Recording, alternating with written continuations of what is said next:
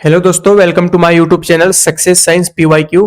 तो आज मेरा प्रैक्टिस सेट 2 होने वाला है। मैंने प्रैक्टिस सेट 1 में आपको टॉप 20 क्वेश्चंस कराया हुआ था, जिसमें आपका साइंस का क्वेश्चंस उसमें ऐड था। सिर्फ बायोलॉजी का भी सीरीज मैं लेके आया हूं, उसके बाद फिर फिजिक्स और केमिस्ट्री का भी लेके आऊंगा। ठीक है, देखिए अभी जो आपका ग्रुप डी का एग्जाम होने वाला है, ठीक ना, ध्यान से समझना है चीज को। ग्रुप डी का जो एग्जाम होने वाला है 2026 में, उसमें आपका मई से जून के बीच में आपका एग्जाम ले लिया जाएगा, जिसमें आपका टोटल पोस्ट की बात किया जाए तो 22,000 प्लस पोस्ट यहाँ पे आपका होने वाला है। ठीक है, तो इसमें ग्रुप डी में एक अच्छा खासा पोस्ट यहाँ पे देखने को मिला है। तो यहाँ पे पिछले साल कैसा पेपर्स पूछा जाता है, ठीक है, 2018 से लेके 2000 आपका यहाँ पे 2025 तक कैसा पेपर का पैटर्न रहा है, यहाँ पे मैं सारा प्रीवियस ईयर क्वेश्चंस यानी पिछले साल पूछे गए पैटर्न्स के माध्यम से मैं यहाँ पे सारा आप लोगों को ऑब्जेक्टिव में कराऊंगा।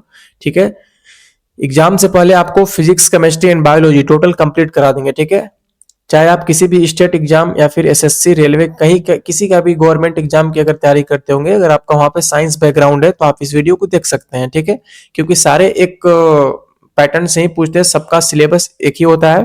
ठीक है, तो कोई ये नहीं कहेगा कि सर ये सिर्फ ग्रुप डी वाले देख सकते हैं, नहीं, इसके आप किसी भी, चाहे रेलवे का या फिर एसएससी, किसी भी बैंकिंग सेक्टर, जहां भी आपका अगर साइंस पूछता हो तो आपके लिए वीडियो हेल्पफुल रहेगा।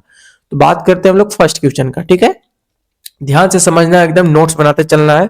ठीक ना, यही एक लास्ट दौर अब आपका बचा है, ज्यादा टाइम नहीं बचा है, 2 से 3 महीने में आपका एग्जाम होने वाला है। और इस बार रेलवे समझिए तो आप लोग पर दया कर रहा है बहुत। 5 साल बाद 2018 के बाद अभी सबसे ज्यादा वैकेंसी दे रहा है, 2025 में और 26 में भी अभी भी दिया, 2018 के बाद अभी ही वैकेंसी दिया है। तो अभी रेगुलर मोड में चल रहा है रेलवे, तो आपको भी अपॉर्चुनिटी बनता है कि आप इसको अच्छा से पढ़ें। चलिए, तो मेरा फर्स्ट क्वेश्चन है, निम्नलिखित में से कौन सा मकड़ियों का अध्ययन है?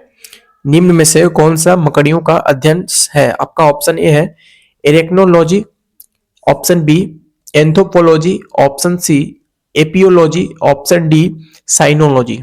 बताइए इसमें से कौन सा है जो आपका मकड़ियों का अध्ययन से संबंधित है। ठीक है, तो आपका ऑप्शन ए यहाँ पे सही आंसर हो जाएगा, एरेक्नोलॉजी। ठीक है, इरेक्नोलॉजी जो है वो मकड़ियों के अध्ययन से आपका संबंधित रहता है। उसके बाद अगर बात करें एंथ्रोपोलॉजी का, तो एंथ्रोपोलॉजी जो होता है ये आपका मानव की संस्कृति या सभ्यता का अध्ययन करवाता है। ठीक है, मानव की, यहाँ पे मैं लिख देता हूं, इसको भी नोट्स करते चलना है क्योंकि ये पूछा जा सकता है। मानव की संस्कृति या सभ्यता का अध्ययन, या सभ्यता का अध्ययन करवाता है। अच्छा, उसी प्रकार से अगर हम लोग एपियोलॉजी के बारे में बात करें, एपियोलॉजी जो होता है, तो एपियोलॉजी जो है आपका, ये मधुमक्खी का आपका, नहीं, एपियोलॉजी ये मधुमक्खी का नहीं कराता है। साइनोलॉजी, साइनोलॉजी जो है ये कुत्तों का अध्ययन करवाता है, इसको ध्यान रखना है। एपियोलॉजी नहीं, एपियोलॉजी, मेरे ख्याल से टाइपिंग मिस्टेक है। एपियोलॉजी में कुत्तों का अध्ययन, ठीक है, साइनोलॉजी में कुत्तों का अध्ययन आपका कराया जाता है।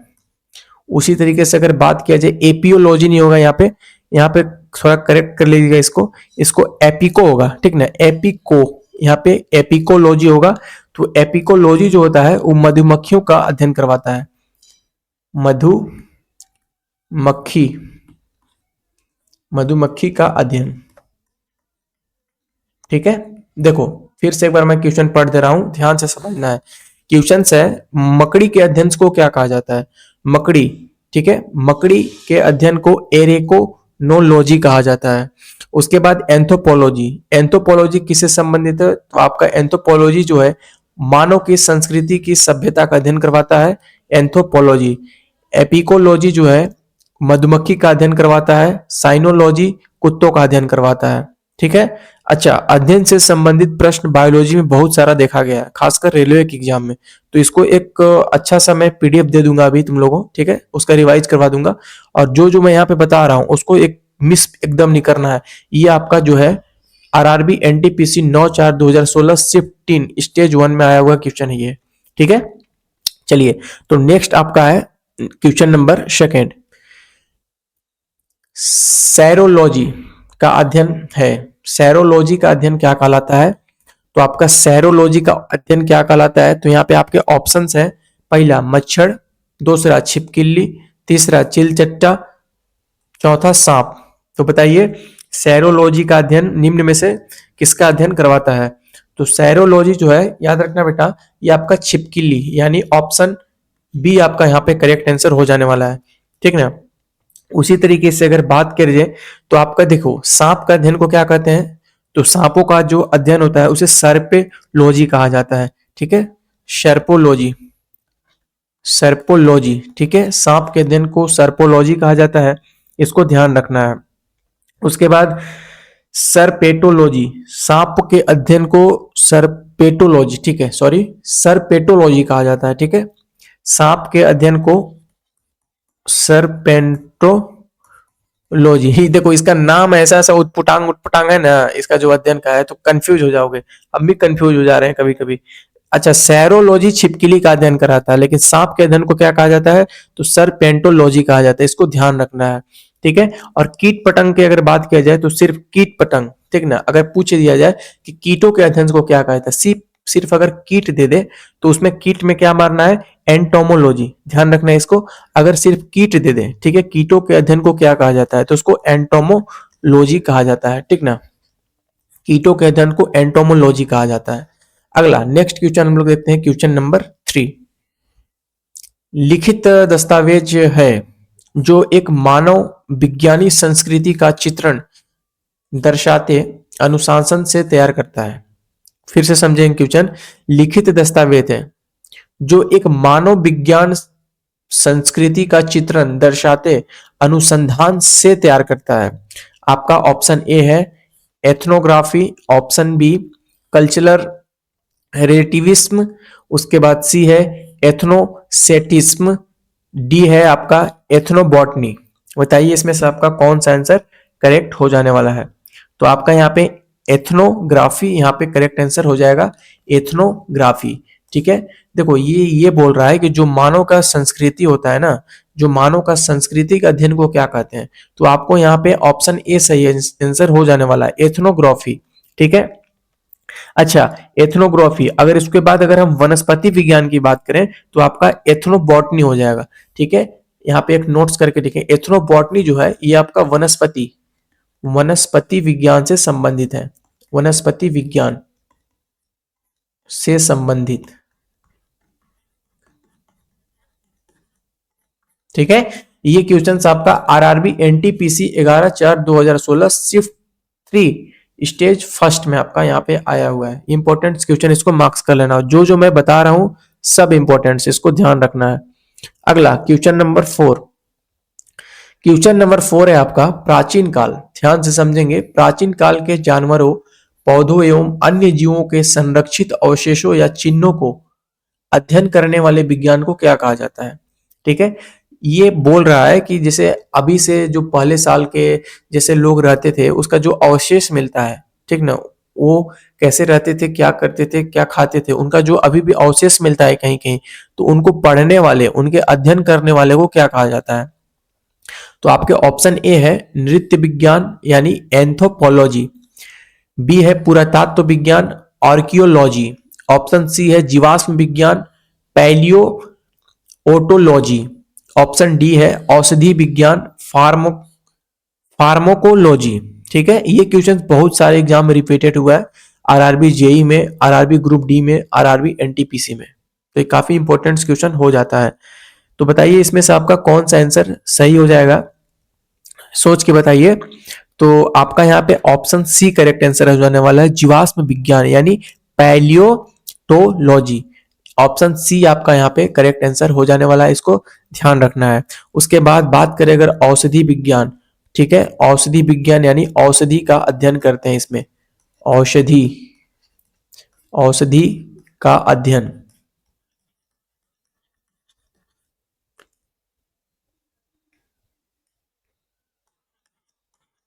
औषधि का अध्ययन, ठीक है। और जीवाश्म विज्ञान को पैलियोटोलॉजी कहा जाता है। उसके बाद पुरातत्व विज्ञान को आर्कियोलॉजी कहा जाता है, इंग्लिश नेम है ये सब। नृत्य विज्ञान यानी नाच से संबंधित एंथ्रोपोलॉजी इसको बोला जाता है। ठीक है, पुरातत्व विज्ञान में वही आपका मानव संस्कृति के विकास क्रम को समझने एवं उसकी व्याख्या करने का कार्य करता है।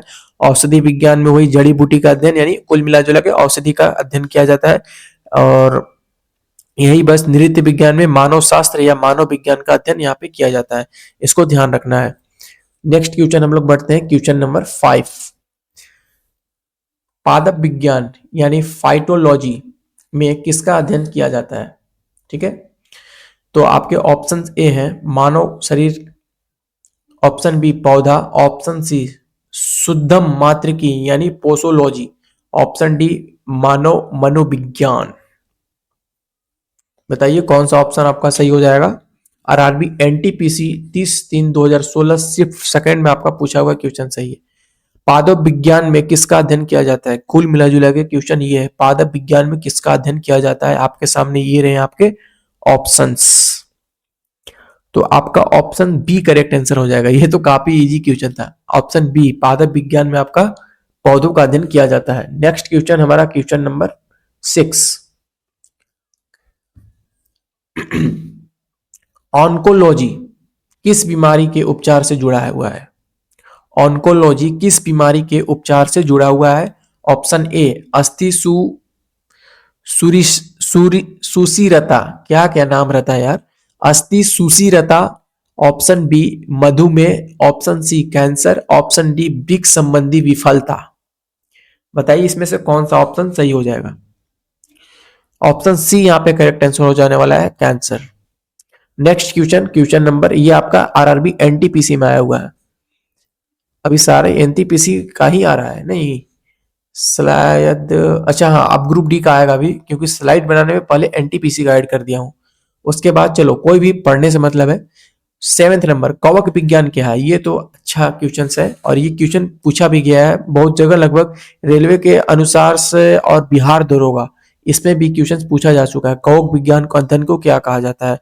तो ऑप्शन आपका यहाँ पे है बैक्टीरिया का अध्ययन, ऑप्शन बी कुकुरमुत्ता का अध्ययन, और आपके ऑप्शन डी है परजीवी का अध्ययन। बताइए इसमें से आपका कौन सा आंसर सही हो जाने वाला है। इसमें बहुत बच्चा कंफ्यूज करेगा, मैं गारंटी बोल रहा हूं कि कवक विज्ञान आप लोग वायरस में मार दोगे, बट गलत हो जाएगा। कवक विज्ञान याद रखना कुकुरमुत्ता का अध्ययन से होता है, ठीक है, जिसको अमर बेल कहा जाता है, ठीक ना। जैसे कहीं भी देखोगे ना पेड़ पर अगर बहुत सारा अगर कुकुरमुत्ता हो जाता है, गांव के भाषा में इसको बोलते हैं, तो पेड़ क्या होता है, सूख जाता है, क्योंकि वो जो पेड़ खाना बनाता है वो खुद अपने उससे ग्रहण कर लेता है, क्योंकि वो परपोषी होता है, दूसरे पर डिपेंड होता है, ठीक ना। तो वही कुकुरमुत्ता की ये बात कर रहा है, तो इसको याद रखना, इसमें बहुत बच्चा कंफ्यूज करता है। कवक विज्ञान क्या है? तो कुकुरमुत्ता के अध्ययन को कवक विज्ञान कहा जाता है। इसको एकदम अच्छा से याद रखना है, ठीक है, ये काफी इंपॉर्टेंट क्वेश्चन है, इसमें बहुत बच्चा कंफ्यूज होता है। अगला next question, question number 8 mycology के अध्ययन से संबंधित है। माइकोलॉजी के अध्ययन से आपका कौन सा संबंधित है? आपके ऑप्शंस है मानव कोशिका, कवक, विषाणु, जीवाणु। बताइए इसमें से कौन सा आपका आंसर सही हो जाएगा। सोच समझ के एकदम बताना है, जबरदस्ती नहीं, एकदम माइंड को कीजिए। आप गवर्नमेंट एग्जाम की तैयारी कर रहे हैं, तो बताइए इसमें से कौन सा ऑप्शन आपका करेक्ट आंसर हो जाएगा। फिर से क्वेश्चन देखिए, माइकोलॉजी के अध्ययन से संबंधित है, कंफ्यूज हो गए इसीलिए मैं बार बार घुमा रहा हूं। माइकोलॉजी के अध्ययन से संबंधित है, कौन सा अध्ययन से संबंधित है इसमें से बताइए। तो आपका यहाँ पे बी आंसर करेक्ट हो जाने वाला है, ठीक है, कवक। माइकोलॉजी कवक से संबंधित है, ये भी इंपॉर्टेंट क्वेश्चन है, इसको बिहार दरोगा भी पूछा है, आरआरबी जेई 2019 को ये क्वेश्चन पूछा हुआ है। अगला नेक्स्ट क्वेश्चन हम लोग देखते हैं, क्वेश्चन नंबर 9 आरआरबी एनटीपीसी में पूछा हुआ है। ऑनीरोलॉजी किसका अध्ययन है? ऑनीरोलॉजी, ठीक है, ऑनीरो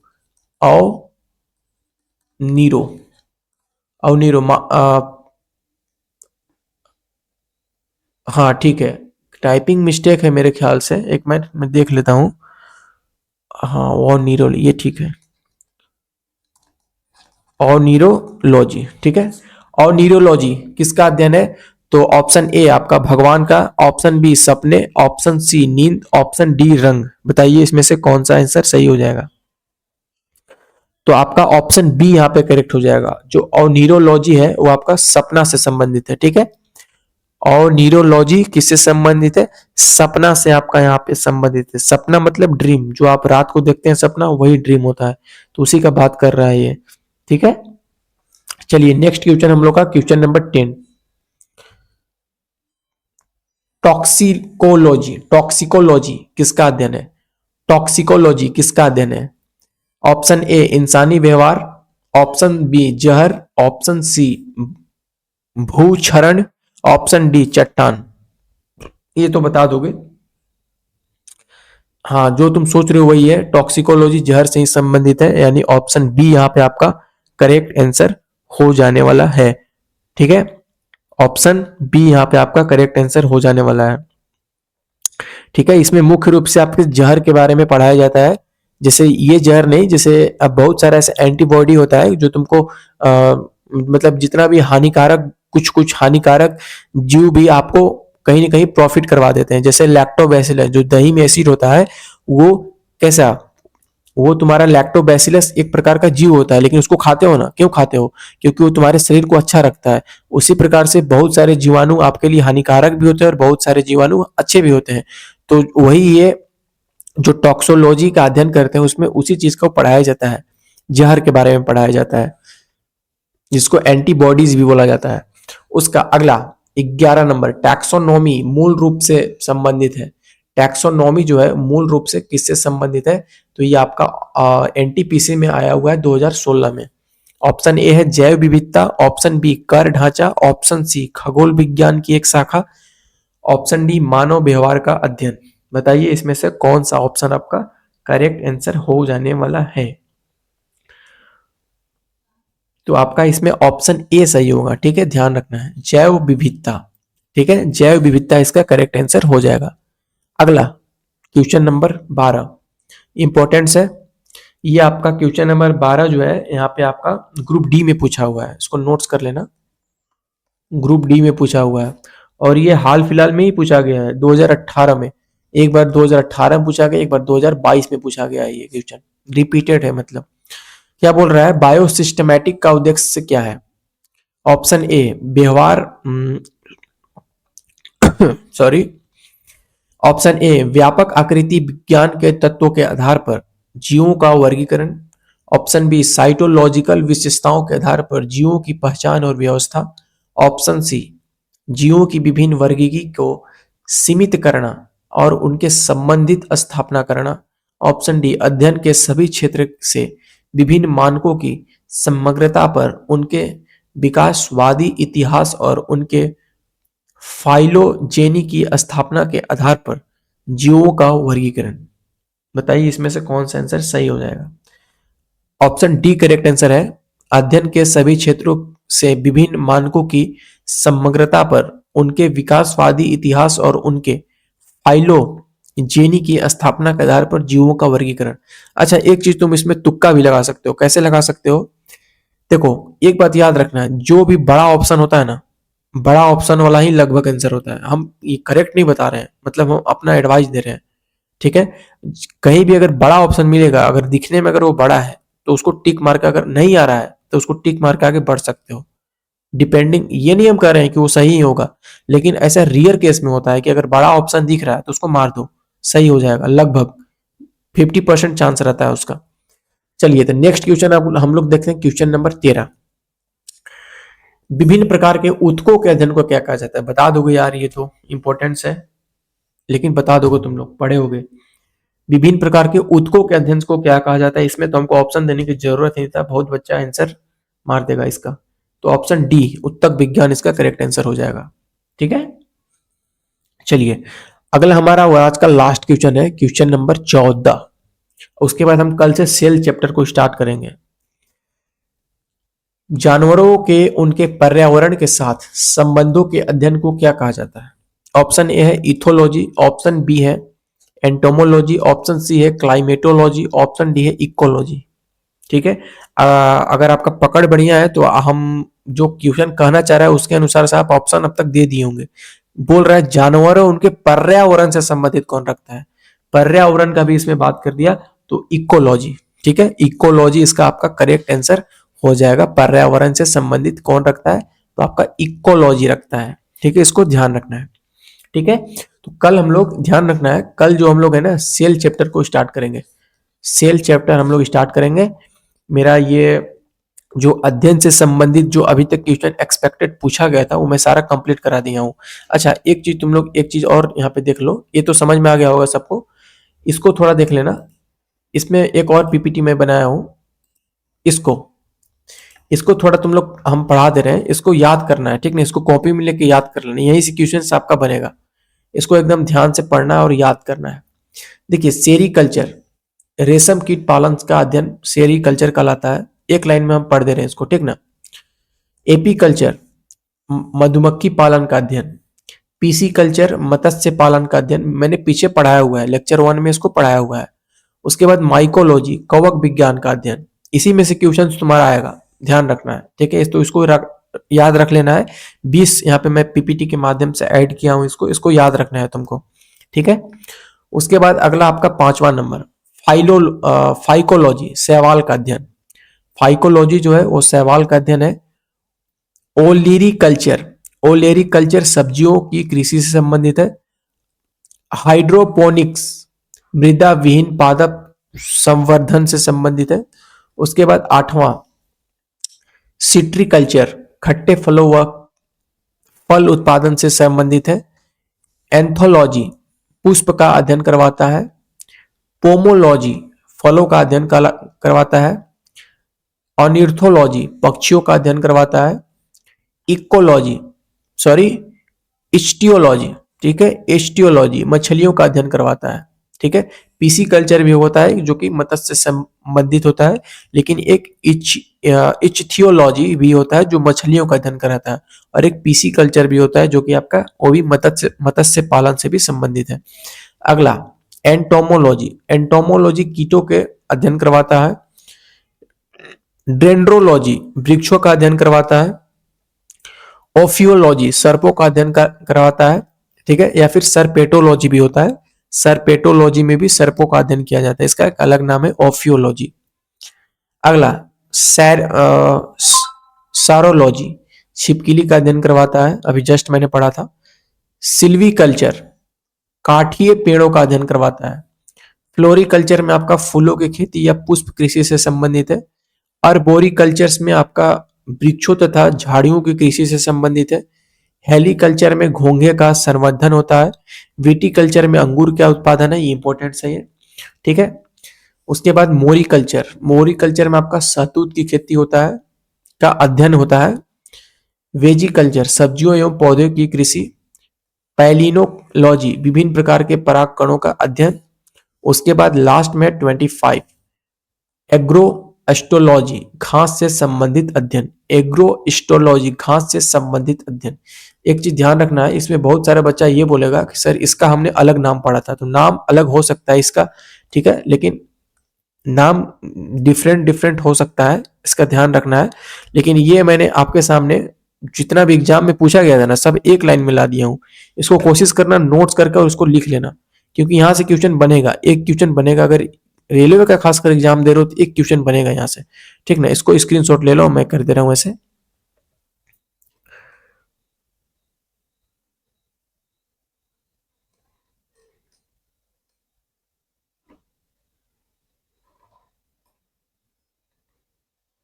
ठीक है। चलो स्क्रीनशॉट ले लो उसको, इसको नोट्स कर लेना अपने नोट्स में। तो आज की इस वीडियो में यहीं तक, कल हम लोग सेल चैप्टर स्टार्ट करेंगे प्रैक्टिस सेट 3 में। चलो तो धन्यवाद, मिलते हैं हम लोग नेक्स्ट वीडियो में।